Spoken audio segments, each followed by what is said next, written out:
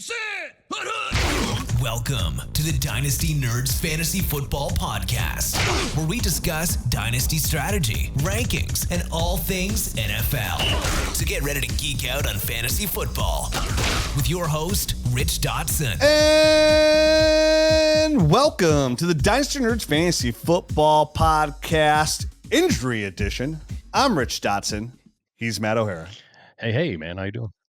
It's good. It's our very first ever injury show, where we normally cover these injuries when we record on Tuesdays nights and the show comes out on Wednesdays. And everybody's always like, man, I wish we could somehow get these injuries earlier. So like if I want to make waiver wire moves, because sometimes there's waiver wire moves you want to make and sometimes there's not. And we decided, hey, we'll just go do a whole nother podcast and get this out on Mondays. And that way it also frees up time for our Tuesday and Wednesday, or for everybody listening, Wednesday, Thursday shows as well. Yeah, no, I think this is going to be a nice little format. Quick shows, quick hitters. Hopefully they're short because that means there aren't a lot of injuries and there's not there's not a lot of decimation across everyone's rosters. But who knows? Some weeks are going to be longer than others, I guess. It's week one and we got a lot of guys to talk about, Matt. So, and guess what, everybody? It doesn't get better. Nope. Usually we'll be doing this worse every single week. The only good thing news here is we're not talking about any ACLs or Achilles or anything like that. So nobody's lost for the year. I think the longest timeline we're going to get here is a possible maybe up to 5 to 6 weeks. I don't even think it's going to be that long for a player. We got a couple of other CLs, but no ACLs. So. Correct. So we should be good, and everything looks pretty good here. Shout out to a non-injury guy, my boy J.K. Dobbins, who on my bold prediction show, I predicted to be a top 18 running back along with Garrett. And I am now, like after Akers came back and looked good in the preseason and how good Dobbins looked yesterday, I will no longer now call an Achilles injury the death injury of a running back. No, I mean, I think that has come a long way. You know, ACLs used to be a death knell, and even patella tendons, I still think are pretty tricky to come back from. But all those surgeries have made advancements, mostly due to these kind of injuries to high profile athletes that need to kind of get rehab done to them, and they started kind of tweaking that surgery. I feel like there's some definite rehab improvements as well. So those guys are starting to be able to come back and be more explosive than they were beforehand. Yeah, so it's good news. Looks like JK could possibly be the guy there over Gus Edwards moving forward. Signs after yesterday all pointing that way. But this isn't about returns. This is about goodbyes. So let's go ahead and talk about one of the most devastating injuries that turned out to be not as bad as we initially thought. And that's to Jordan Love of the Green Bay Packers. If you play in Superflex leagues or if you're in a 1QB and this is your main quarterback, he sprained his MCL. Now, it turns out, luckily, it is just an MCL sprain, but it also turned out it's just like a grade 1, possible grade 2 MCL sprain, which is a grade 1 is like barely a tear. Like it's more like it was like stretch, barely a tear. And then grade 2 is like a slight tear in there. So for everything said 3 to 4 weeks, what I'm hearing is that he's really hoping to come back in about 4 weeks with a knee brace on versus that division rival game versus the Minnesota Vikings. So there's a very good chance that we could see Jordan Love back here in about 3 weeks, possibly 4 weeks with a brace on his knee, slinging the ball, because we definitely need him to support that awesome debut of Jaden Reed. Oh, no doubt about it, man. And that is really good news, because there was some slow-mo video that looked like literally something was kind of stretched and then popped.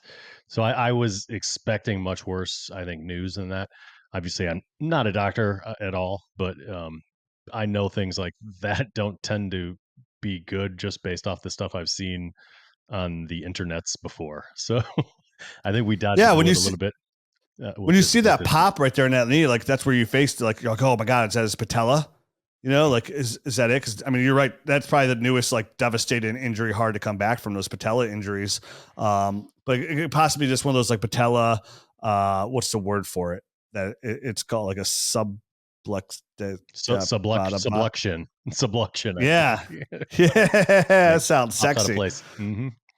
Yeah, you can sublex me if you want to. I mean, not you, but I mean, I'll pass. I'm going to pass. Either my wife or Kincaid.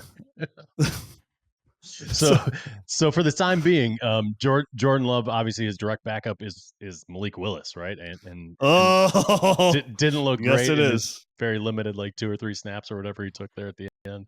Well, even if you go back Hopefully, to last year, Matt, he didn't look good. He had 3 starts last year, yeah. and boy, was it not pretty. And the other guy there is who? Sean Mannion. Is that correct? I think so. I know Diana Rousina put a tweet out that they did reach out to Ryan Tannehill. Well, I mean, I think that would, he said he's waiting basically for the perfect opportunity. I'm not sure if I'm Ryan Tannehill, that's my perfect opportunity, because I know he's coming back in 3 or 4 Yeah. weeks. If I'm him, I'm probably waiting for somebody to go down for a season long type of injury. I would wait for a Flacco-esque, mid-season injury to kind of swoop in if I was Tannehill. But I guess we'll see.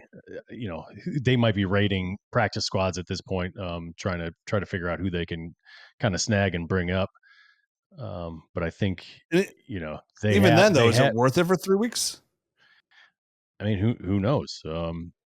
Sean Clifford, sorry, is the guy that they have on their practice squad that they can elevate. Ooh, Big Red so Sean. it's not great. I mean, either option, I think, from a fantasy perspective, this has got to lower some expectations, I think, across the board for the Green Bay offense for the next kind of 3 weeks. And at least that's the way I see it. Jordan Reed had a fantastic debut, but I couldn't imagine him kind of being the factor that he was in week 1 with Malik Willis throwing the ball. How about you, Rich? Yeah, it's definitely going to, again, Malik Willis isn't a very accurate quarterback, right? When you go back to his starts when he was a rookie, is when he had his starts. I mean, he had a 51% accuracy rate, 25 and 49. And he didn't throw any touchdowns, but he did have 3 interceptions, which is never good. So, yeah, I mean, Romeo Doubs and Jaden Reed were the number 1 receivers here with the most targets out there. So I think this really affects Romeo Doubs pretty drastically. I am somewhat curious about Jaden Reed, though, because when I was talking about Jaden Reed as like a huge buy and why I loved him so much, like describe him as like a poor man Deebo Samuel, and how they like to like manufacture touches for him and how they use him out of the backfield. We saw that on Friday night. He got a carry out of the backfield, took it 33 yards, ran for a touchdown. So I think you're higher likely to see that they manufacture touches for Jaden Reed. Maybe you can get some more stuff close to the line of scrimmage, some stuff out of the backfield. But yeah, I mean, it's not going to be good for anybody going forward. You should really kind of like hinder your expectations here. I would still play Jaden Reed, but I would be real hesitant to play a guy like Romeo Doubs. You think they would up the run game here? We'll see if Marshawn Lloyd's going to be activated this week or not. But Josh Jacobs, who didn't look overly explosive behind the line of scrimmage. I saw a little bit more bursts when he got past that line, and I'm not going to really like hold it against him. Everybody just want to go out there and do butter on Josh Jacobs because Kansas City's front line is just really good, right? Like they're a tough team to run on. Anyways, like they're a really good defense. So it's going to be Josh Jacobs, maybe some dump us off there, but like I would expect a lot of manufactured touches for Jaden Reed. I think they should be a little bit hesitant trying to push the ball downfield with his accuracy issues and interception issues. I would kind of take a step back here and wait for Jordan Love. And I definitely would not recommend picking up. I know he offers some rushing ability, Malik Willis, but he's not somebody I'm even like trying to get into my. Listen, if you're in the need of start Malik Willis, like you're in a bad shape anyways, and you should just try and lose and get those draft picks. It's a good way to tank without tanking. I think you're talking about the Philadelphia line, not the Kansas City. I think you got those 2 first games mixed up there. I completely got them mixed up. I was thinking of Derrick Henry getting smashed against Kansas City. But even that, the Philadelphia defensive line with Jalen Carter, they're just as good as well. That was going to be my point. So I mean, I just wanted to at least amend that to make sure it was the right line you're talking about. But either way, correct. Tough line to get going on against the ground. I personally think that the ground game is going to need to be leaned on a little bit more. Hopefully, Marshawn Lloyd, who had been dealing with a hamstring issue and was sidelined for week 1, is activated. I would imagine they would probably try to do that, just considering kind of what they're going to be dealing with a new quarterback. So, I mean, who knows what that amounts to? Who knows if Josh Jacobs' week 1 performance was, more to the defensive line or kind of knocking the rust off, since everyone's a little rusty week 1 nowadays. for the regular season. So, I'm holding off judgment on most guys in week 1s and 2s, and sometimes even week 3, depending on how much action they saw in the preseason. So we'll see. It's going to be a tough situation here for the next few weeks in Green Bay, in my opinion. But I think there will be people that still shine. Obviously, you mentioned Jaden Reed as a guy that they'll manufacture touches with, and I could see that happening. So the other guys a little bit more dependent on Malik Willis, and we could see them fade a bit. Yeah. Who's next on the list here? So next on the list is Josh Allen. He came up with a left non-throwing hand injury. Says it's no big deal, but I guess it was wrapped pretty bad. So we have to kind of wait and see on this one. I would imagine he plays, but unless it's broken, which would be an issue, for a longer time frame. His direct backup is Mitch Trubisky. Nothing to get excited about here. All around. Hopefully, the Josh Allen non-throwing hand issue isn't an issue. I just wanted to at least say, Yeah. mention it on the show and just so people knew that it was at least a possibility. So keep an eye on that one. We haven't heard any news on it yet. So all reports are no fractures that I've seen so far. No fractures. So good to go. Well, that's very good. You would imagine that imaging is pretty easy. And I've had a fractured hand. You can kind of feel it moving and crunching around, and you could diagnose that one pretty quickly without imaging. So that's good news. Okay. Next on the list, we have Kenneth Walker, running back of the Seattle Seahawks, abdomen injury. So this is somewhat concerning because this is not new to Kenneth Walker. I mean, he's got sports hernia surgery. He's had groin injuries, oblique injuries. I mean, this is somebody who has a history of injuries in the NFL. And for a player that a lot of people are going to rely on, I mean, he looked fantastic for the Seahawks this week. He was used heavily. It was clearly like something I'd always thought, like, hey, like when they drafted Zach Charbonnet, people were worried about Kenneth Walker. I was like, dude, I'm not worried at all because Kenneth Walker is just clearly better than Zach Charbonnet. We saw this week early on. I mean, yeah, Kenneth Walker had 20 carries. Zach Charbonnet had 8. Kenneth Walker had 103 yards. Zach Charbonnet had 12. Makes sense to me. Listen, Kenneth Walker, I think, is the superior back. As far as the injuries are concerned, the abdomen injury, as labeled by coaches nowadays, is such a broad term. It's really hard to nail down. A lot of times it can be one of those sports hernias. And that they're just kind of labeling as an abdomen because it's in that region. Why not? Or it could be an oblique. I mean, you know what I mean? It could be a lot of different things. We will see. Hopefully it's just an oblique thing and not the groin. The sports hernia, which would require surgery and miss time. Hopefully it's just an oblique strain where he can maybe miss a game and be or even just limited a bruise. It could be. Yeah. I mean, so unfortunately, this is one of those West Coast teams, and their injury stuff has a tendency to leak out a little bit later in the day. And as of right now, we haven't heard anything on this. Well, I mean, he did tell reporters upon exiting the game that he was good to go, that he was good. Oh. So from that report, I have not a lot of worry here. Said the only concern here is like he has literally the only concern is like he has a history of abdomen, oblique, hernias. So that's concern. I feel really good about him leaving the stadium and telling the beat reporters that he's good to go. So fingers crossed. Fingers crossed. And obviously if he's out, you just fire up Charbonnet if you have him and feel pretty decent about that, right? They want to run the ball there. He's not going to have the upside, I don't think, as with Kenneth Walker, but he'll still get some volume. So I think fire him up. I mean, the only other person even used out of the backfield out of that was Laviska Shenault. So yeah, it would definitely be the Zach Charbonnet show. Well, they have Kenny McIntosh on that roster, and he made it out of camp. He was a 6th round draft pick last year with a different regime, so I think that's a good sign for him. And he's got some explosion. So if Kenneth Walker's out, I don't know that Zach Charbonnet is the guy that's going to replicate that explosion, but McIntosh might be able to. So they might use him in some packages anyway. Okay. Next on the list is Miami running backs.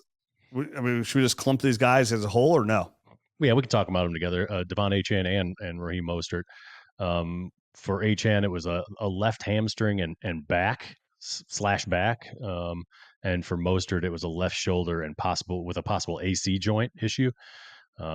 Really we don't have any definitive news on either one of these guys, but either way, if one or both of them are out, it's Jalen Wright that, who was a healthy inactive in week 1, who you're going to be firing up in your lineups this week. Yeah, so that's just something to monitor. We have no news on there. I mean, when Achane got hit, it looked like he was kind of bent backwards a little bit. So it was like his left leg kind of extended out a little bit when he got hit, and he kind of limped off the field there. The AC joint with Mostert, who was completely ineffective anyways against that front for Jacksonville. So, but you're right. It all equals one common denominator, and that is Jalen Wright. And yeah, it's going to be interesting to see because Miami they had both running backs on the field for over 50% of their snaps. They had both running backs on the field. Yeah. And I think the head coach there talked about that, right, in the offseason, having both guys on the field and maybe even 3 at times when kind of referencing Jalen Wright. We didn't see that come to fruition in week 1. Obviously, as I mentioned, Wright was inactive for week 1, but I would expect if one of these guys are dinged, or even if they're not dinged but not 100% healthy, we're going to see Jalen Wright active next week, one way or the other, get some carries. Just because if they're both kind of dinged, I would think that if you have one healthy explosive back, you're going to want to get him in the lineup. For sure. All right, next guy on the list here is your guy who thought was going to be sneaky, but boy, was he sneaky. He was coming out of nowhere for the game. He snuck out of the lineup. He snuck out. He's not out for the year. He's on the. He's on IR. He's on IR. Return. Yeah, so he'll miss 4 weeks. He got a hip issue, and there go my hopes of him making any sort of noise and making wide receiver 3 numbers on the year because he's going to miss the next 4 games. Who knows? Maybe from weeks 5 on, he'll make wide receiver 3 numbers. We'll see. I don't know. I know, but Matt, that game kind of played out exactly how we talked, or at least I talked about, right? Like I think we all talked about it, but I remember specifically saying, yeah, they have Josh Palmer there, and it's going to be DJ Chark, and like somebody's like, oh, you even mentioned Quentin Johnson, but we all agreed, like, hey, Ladd McConkey is going to be the guy working on the slot. He'll be the number 1 targeted guy. He went in the end zone and saw the most targets on the team. He got 7, caught 5 of those for 39 yards and a touchdown. Quentin Johnson came in, actually made a couple catches. He had 5 targets. And Josh Palmer was the other guy that we mentioned who's been in the system longest. It's funny, he got the least amount of targets amongst the receivers with 4. Brought in 2 of them, 15 yards. I was going to say it was very ineffective as well. 15. Very I thought it ineffective. was, in my brain it was 12, but that's just me downplaying Palmer like I always do. So that's fine. So I think it's going to do a couple of things. Obviously, this is going to help Quentin Johnson kind of develop a little bit more, see what you have in all of you Quentin Johnson draft people that drafted Quentin Johnson. That's good news for you because it's going to kind of push him up a little bit to actually see what he has. I expect Ladd McConkey's targets to probably uptick just slightly here, or even stay the same, right around 7 to 10 target. We mentioned a wide receiver 1, the number 1 target offense usually sees about an average 8 targets per game. Ladd McConkey saw 7. So maybe this is going to get even J.K. Dobbins a little bit more involved in the passing game. He was targeted 3 times, call all 3, didn't do much. He didn't have much lanes, or only had 4 yards. But I mean, outside of that, it's going to be Quentin Johnson, Josh Palmer, maybe Hayden Hurst. You get a little bit excited about there, who saw almost as many targets as Josh Palmer, but was way more effective. He had 2 catches for 33 yards compared to 2 for 15 with Josh Palmer. So maybe, Hayden Hurst, if he's on your waiver wire, could be a nice sneaky pickup to get into the hold on to see how this plays out in case Quentin Johnson falters. But to me, it just gives me more excited for all my Ladd McConkey shares and potentially an uptick for J.K. Dobbins as well. Yeah, no doubt, man. I like both those guys as well. I don't love the Quentin Johnston as a player, but I think it is a great opportunity to kind of see what you have in him. And if you have him on your roster and you drafted him last year, you hope to see a little bit of development in these next few weeks, but we'll see. And it made sense, Matt, too, for like him having the second most targets at 5. Like if it went the way you thought, like DJ Chark, like what did we thought? We thought DJ Chark was to come in, kind of take the top off the defense and kind of stretch the field, maybe as like the Z out there or possibly the X. And once he goes down, that's Quentin Johnson's role. Like, DJ Chark going down would not affect Ladd McConkey's role. Like they play 2 completely different positions. It's just about how comfortable it's more about like, hey, now where all those targets are going to go, but how comfortable do you feel about allocating your targets? So it comes down to like, yeah, obviously Quentin Johnson would fall into that role of DJ Chark, but it's really going to come down to Quentin Johnson. Can he be consistent? Because otherwise you're just going to allocate those targets that should have gone on that game plan script to somebody else. And that's where it comes down to, like, whether it could be J.K. Dobbins or a guy like Hayden Hurst. Totally, man. Yep. All right, so next up we got a kind of a big one, Puka Nacua. He goes down with a knee. There's still tests pending. He got dinged up, returned to the game, but then basically wasn't able to go and got carted off to the locker room last night. So other guys stepped up. Tyler Johnson had a big play. Demarcus Robinson is obviously directly behind him, kind of in the pecking order, and Jordan Whittingham actually had a nice little run near the goal line. I think that was negated by a penalty, but they got him more involved as well. And I could see him as a big physical guy, kind of taking on some of Puka Nacua's role. Listen, I didn't love Jordan coming out of Texas. I thought he was a bit plodding and didn't have great change of direction skills. But the Rams seem to find these guys roles, and they like guys that can do things kind of physical after the catch. And I think Jordan Whittingham has that kind of in him. So he might be able to fill a little bit of the shoes if we were to see Puka Nacua go down. But obviously it's Cooper Kupp's targets that are going to go through the roof. I think he had like 22 or something ridiculous last night. So he's going to be the main beneficiary. I mean, he tied his career high in 14 receptions, saw 21 targets. And then after that, I mean, yeah, you mentioned a guy like Whittingham, but Tyler Johnson came in and Demarcus Robinson came in there, and they both saw 7 targets. They're both right around the same. I mean, honestly, like, I would bet on Demarcus Robinson. If you look at the stat line, Tyler Johnson, 5 catches, 79 yards compared to Demarcus Robinson, 442. But Tyler Johnson had a big 63-yard play. So that was most, if you take out those 63 yards, he had 4 for, 16? 4 for 16 compared to Demarcus Robinson, 4 for 42. The player I'm real interested in here, Matt, and somebody who I've kind of mentioned on the podcast, whether it be Nerd Herd or the free one, was like Kobe Parkinson, the tight end, who I was real intrigued about, the 25-year-old. And sure enough, he came in outside of, those guys. I mean, he had 5 targets, caught 4 of them for 47 yards, was like a real good safety net for Matt Stafford. So that's a very interesting player here. Like, that's the one who intrigues me most on a team that's going to throw the football. But, like, obviously Matt Stafford has a way he wants to go, and it's going to be Cooper Kupp. So, like, how does that work out secondary? I don't know. I think, in today's day NFL, I'm always looking at those guys that can get over the middle of the field, right, with all that cover too. So Kobe Parkinson kind of intrigues me here. And Puka Nacua, we'll find out how it's going to be with him. But, I mean, the fact that he had that knee injury before and he falls on his knee real hard and, like, re-aggravates it. Same knee, yep. Yeah, and then tries to come back in, and then immediately goes out and has to get a cart back out too. Like, he's probably going to miss some time here for a little while. I would imagine this is a 3-4, maybe more week type of thing, because that's how much he missed in the preseason, and they rushed him back for the start of the season. He just re-aggravated it. You know what I mean? We'll see if he just re-aggravated it or he re-injured it. You know what I mean? If it's just a re-aggravation, maybe it's less time and he's able to kind of get over that hump and be okay in a few weeks. But who knows, man? This is another one of those West Coast teams that we won't get a lot of information on until later on. So just keep an eye on that. If you're out there and you have Puka on your team, that news should be coming down the pipeline here soon. And this is all stuff, late injury news that comes out on Monday night and Tuesday.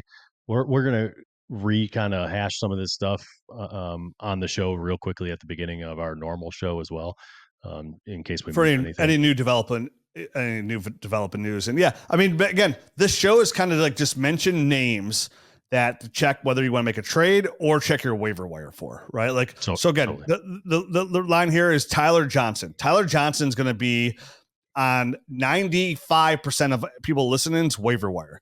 He's worth a stash. Like, this is why you have these bottom end guys. Like, you bring him in just to see if you kind of develop it at number 2. If he doesn't, it's an easy cut, right? If Demarcus Robinson somehow is available, you pick him up. Again, we're talking about short-haired windows, but like 4 weeks is a long time. That's 33%, 25% of your season. You know what I mean? Like, it's an explosive offense as well. Like, he can definitely have a role for you and win you some games. So definitely worth the stash on either one of those guys. The biggest thing about that, Matt, and I know we're doing an injury show here, but it was pretty crazy, was like man, like we talked about like Kyron Williams just being the benefactor of like just getting all the carries essentially. And that's why he's number one. And like my biggest concern was like, hey, they drafted Blake Corum. He's pretty like close to the same guy. This is going to eat into Kyron Williams. So like this concerns me. Nope. Kyron Williams got all the carries pretty much. I mean, every single one. Ronnie Rivers got 2. I mean, Kyron wasn't like overly effective against that Detroit defensive line, but like, man, he got all the carries again. Blake Corum didn't get a single carry. They gave Ronnie Rivers 2 carries. And they're like, hey, Blake, take a step back. We're going to give Cooper Kupp 2 carries. And you can watch what he does. So yep, I thought that was interesting. But you're right. Explosive offenses, right? We talked about this. Like, we want pieces of Kyle Shanahan's offense. We want Sean McVay's offense. We want people tied to Pat Mahomes. This is it, too. They can't just target Cooper Kupp 21 targets every game. Can they? They might be able to if Puka's not there at all. I mean, yeah, he was at least in and out of the lineup in this one. Oh, man. Cooper Kupp's got me Puka in my pants over here because of amount of targets again. He's going to be a fancy wide receiver 1 overall again. Just how many balls he catches. All right. So moving on to the next one, we have Jordan Addison. He got another ankle injury. This is opposite ankle to the ankle injury that he was getting over the preseason. There's no how timeline. Shitty is that, dude? So now, yeah, right. You could limp with both legs equally, right? So it's like Forrest Gump as a kid out there. So this has got to be a tough one. Obviously, his direct backup is Jalen Naylor. There's no one else really of note on that team. So this is going to speak. I think spell even more kind of targets getting funneled to Justin Jefferson, who had a okay first game. If they weren't winning by so much, I think he would have done a lot better. But they kind of just rolled right over the Giants without much resistance at all. So there was no need to kind of do more. Dude, I didn't know how bad it was until I saw that stat this morning that since he signed his $140 million deal, Daniel Jones, he's thrown 2 interceptions, 2 touchdowns to his teammates, and 3 touchdowns to the defenses. That is it. He's thrown 2 touchdowns. I mean, listen, he hasn't had a lot to work with, but goodness gracious. How many games has he won since then? I think it's 1. I'm pretty sure it's 1. I know you only need a finger or 2 at the most. Probably 1 sounds right. Dude, I thought Deshaun Watson's contract was bad. No. Oh man, I'm slowly trying to find my way to like backtrack and step back and get off the board of elected here at the Daniel Jones fan club. Thank God I retired as president a while ago. And I signed up as secretary, but even then, like I might have to like fudge the accountant over here so I get booted off the board because I was the treasurer for a while. He didn't look good. I'm not even on the board anymore, dude. I've been gone for a year. So. Good for you. Though what's interesting about Jordan Addison, Matt, because you're right. It's like you got Jalen Naylor. He had 1 target, caught 1 ball, 21 yards. Yeah, it was a touchdown. But a guy that kind of intrigues me here, Matt, is a guy that you mentioned as a sneaky running back play in your bold predictions. That's Ty Chandler. When you look away from the receivers, which is going to be Jordan Addison and Jalen Naylor, it was Ty Chandler and Johnny Munt, the tight end, who you could kind of qualify as a receiver. He saw the second most targets with 3, and Ty Chandler caught all 3 of them. And he was effective, 3 for 25 yards, longest of 10. So Ty Chandler, to me, this makes it like even more intriguing for somebody that you liked as a sneaky guy, just because at the running back position, maybe this is a guy that can kind of move over to the slot. But like right now, everything's kind of like panning out somewhat for the Ty Chandler news. Like he saw more targets in the passing game there for the Minnesota Vikings over a guy like Aaron Jones. Aaron Jones saw how many targets did Aaron Jones have? Aaron Jones had 2. He had, and Chandler had 3. Yes. And Aaron Jones had 14 carries to Ty Chandler's 8. Obviously, Chandler didn't get as much going with only 17 yards rushing. But, history will tell you that he's a 4.5 yards per carry guy. That was just a bad afternoon for him. So he should be able to make more hay than he did in week 1. He came away with 7.2 points. Hopefully no one was starting him in week 1. But I think, once the bye weeks come around and his yards per carry kind of go back up to where his norm would be, I think you're going to be able to use him and expect to get at least some double digits out of him. Yeah, if I'm an Aaron Jones owner, I'm definitely gonna get him. But even if I'm real thin at running back, Matt, do you think it's worth, like, I do. I feel like throwing a 3rd round pick at the Ty Chandler owner. Like if you're a contender, obviously. So you're talking like a late 3rd round pick. Go into that team. Hey man, I know you got Ty Chandler.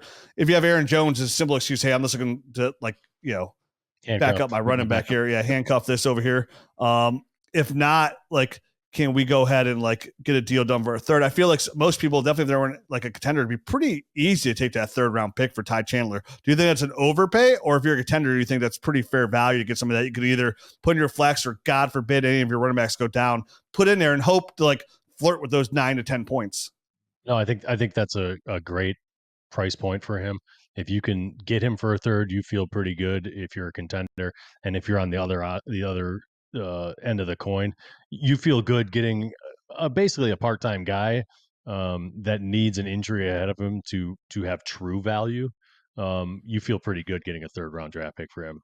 I think he'll have a little bit of standalone value in a week in and week out value, week in and week out basis, but his true value will be if Aaron Jones goes down, and that's where he would be super valuable. So do you think it's better just to hold off a little bit, because and like not make that offer now, just kind of see how like your team plays out? I mean, not necessarily, because it's a 3rd round draft pick. These things are, to me, they're currency to get guys like this. They're because if the injury happens, that value goes way up. That owner is asking now for a 2nd or maybe 2 seconds, depending on how deep into the season it is. So if you give a 3rd now, you miss out on all that price inflation when an injury does occur.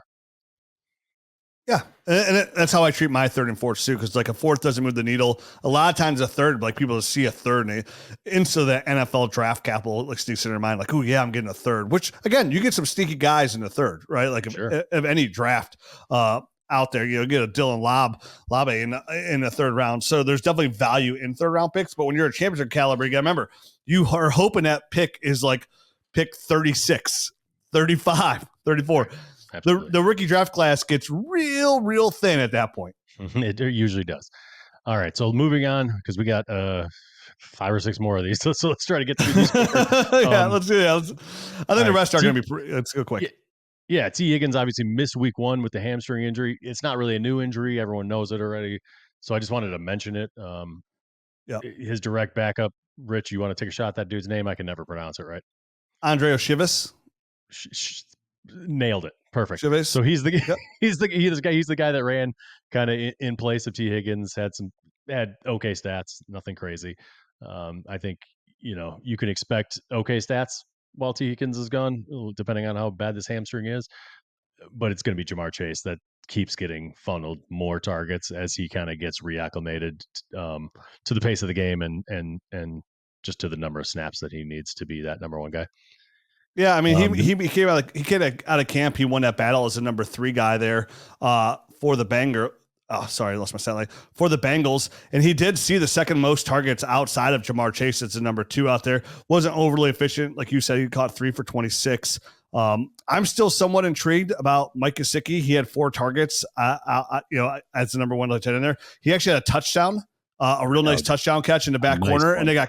Yep. Yeah, the guy called back by the weakest call of like, I think it was a call that was completely unnecessary, nothing to do with the touchdown, but he had a really nice good touchdown in the back corner that got it was the ball moved when he hit the ground.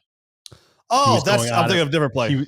You must have been thinking of a different one. Yeah, he was like going out of bounds. He made a fantastic catch, both feet in bounds, and then as he was kind of tumbling to the ground, the ball juggled a little bit as he was out, like hitting the out of bounds area. It still looked like a touchdown to me. I know he lost a little bit of control, but didn't really look like it hit the ground. Like I know you got to keep control all the time, but like that's the thing. If he wasn't landing out of bounds, I think it would have been a touchdown, but because it never did hit the ground, but he was juggling it and then he was out of bounds. So it's it wasn't even a big move. Like the ball wasn't moving anything crazy, but it did move.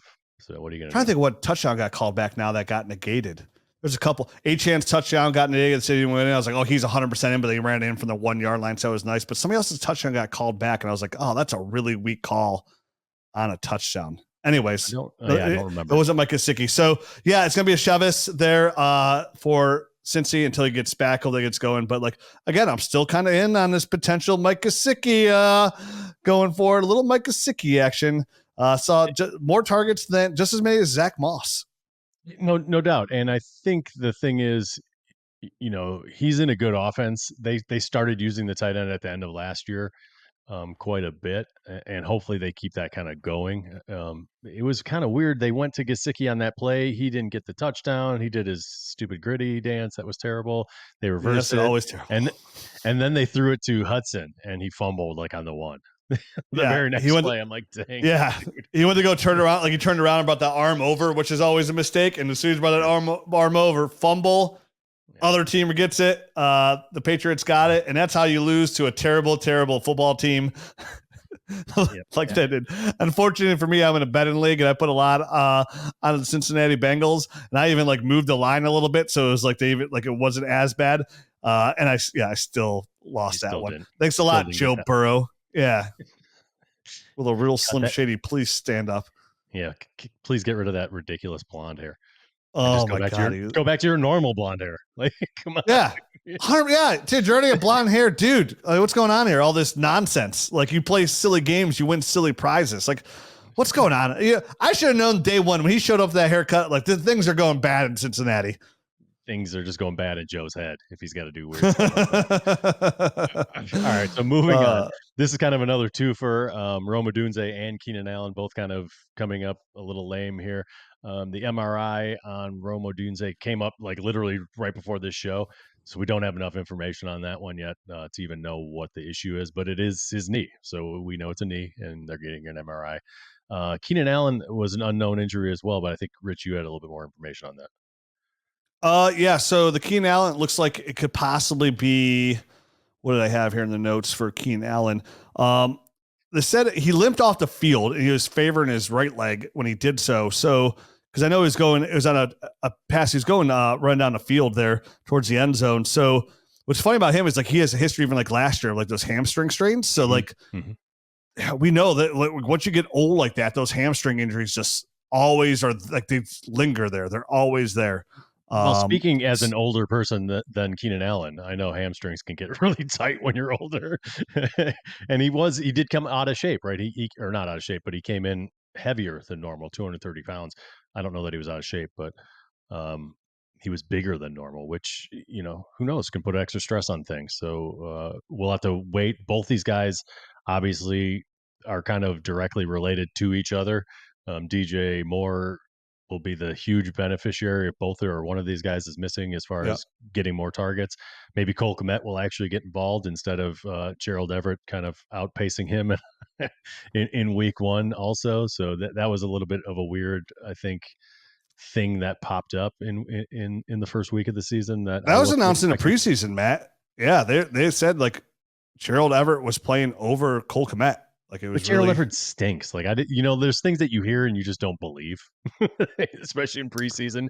Like, all right, we'll see when the regular season comes if that's true, and it was in week one. So I remember DJ Moore got a little banged up in that game too. I mean, his shoulder, like he banged up his shoulder a little bit too. I mean, he played the whole game, but he definitely looked like he got banged up a little bit there. So listen, Caleb Williams didn't look accurate.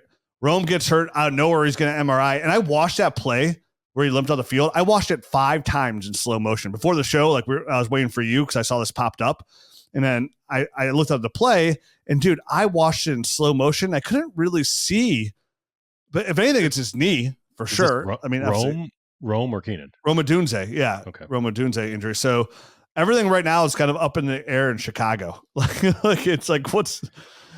DeAndre Swift didn't look good. Caleb Williams didn't look good, and all the injuries got banged up. And now Odunze is getting an MRI. I'm sure we're going to talk about it on the podcast in some level. None of those rookie quarterbacks look great. I mean, Jaden Daniels rushed for a bunch of yardage, but none of them looked all particularly great. So I don't think Jaden Daniels threw the ball downfield once, past 10 yards. Like but boy, did he run the ball fantastically. We'll talk about it on the podcast on Tuesday. Yeah, this is supposed to be a short injury show, bro. I know. David Njoku is the next one up. He has what is believed to be a high ankle sprain. He's, according to Kevin Stefanski, that came out today, that he is likely week to week. So that kind of lines up with a high ankle sprain kind of prognosis. I don't know, 4 weeks, something like that. He left in a boot. Yeah, he left in a boot. Historically, the tight ends come back a little bit quicker from high ankle sprains and receivers too. So, yeah, we'll see. I mean, David Njoku is a physical specimen. Literally burned his face off and came back the next day to play football. So, hopefully for him, it's a higher end. We'll see him in about like 3 to 4 weeks. But yeah, high ankle sprain, 6 weeks, no bueno. Jordan Akins will be the guy to slide in that role there, which he was used in the second half of that game. So he'll be the tight end used there. But with the 3 receiver sets that they usually they're going to run, I expect more of like Elijah Moore to be involved more. So, but they do use tight end. Stefanski likes the tight end. Akins was the only other tight end on the roster, correct? Correct. Yeah. Yeah. So they'll likely be elevating somebody. They got some guys on the practice squad. I would expect to see one of those guys kind of bumped up. And he was targeted. So, and then the last guy here, Jake Ferguson, he has an MCL sprain, just like Jordan Love. So it could have been worse, but it's MCL sprain. He's in the same timeline as Jordan Love. We don't know what grade it is. His came back really good for Jordan Love. So we're going to call Ferguson 4 to 6 weeks. No, there's been conflicting reports on this one. So the one said, and they're both from ESPN sources, Jeremy Fowler said he could miss some time. And then literally like an hour later, Todd Archer came out and said he could play in week 2. So this one's kind of really up in the air. So let's wait to see exactly how bad this one is. So it sounds like it's probably on the milder side, and maybe he can even play right through the pain. Yeah, I mean, if he wears a brace, I would expect him and Jordan Love to come back in a brace to get you guys in there sooner. Because a lot of times those like light MCL sprains, a lot of those are just pain tolerance more than anything. So I don't expect him to play week 2 at all. I mean, if anything, it's a light sprain. You probably want to give that 2 weeks just to heal up so you don't have to worry about it again and keep aggravating it. Because they are, I mean, Brandon Cooks look good out there. CeeDee Lamb look like the monster that he is, but you still need Jake Ferguson definitely down there in the red zone. Definitely, but they have the draft pick from last year, the second round draft pick. Luke Schoonmaker, and they got a guy that was a converted wide receiver, I think, and the other guy, Spanford, or what was his name? Something like that. Greek. Yeah, right. Perfect. Well, just look him up on the depth chart somewhere. I can't remember his name off the top of my head, and I can't click there fast enough. Brevin Spanford is his name, and I think he was a converted wide receiver type of guy. So yeah, I'll bet 36 in my arm here say he doesn't become relevant whatsoever. So no, it's going to be Schoonmaker if Ferguson goes down for any extended period of time. Woo! Good thing I don't have swimmer's arm then. We'll be back on Wednesday with more Dynasty fantasy football talk. This is our first ever injury show. We'll see how they all progress, but this is the gist of it. We thought it'd be a short show. I tend to talk too much. It's 40-something minutes. You know what? Next week, we're going to really pare it down, Rich. You and I are going to squeeze this thing into 15 minutes, 20 minutes tops. 30 minutes tops. 30 minutes tops. All right. Well, I'll see you next time, buddy. Adios. Adios.